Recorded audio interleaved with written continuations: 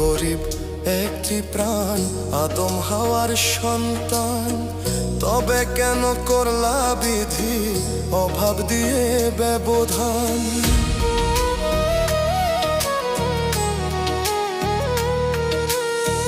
ধনী গরিব একটি প্রাণ, আদম হাওয়ার সন্তান, তবে কেন করলা বিধি অভাব দিয়ে ব্যবধান।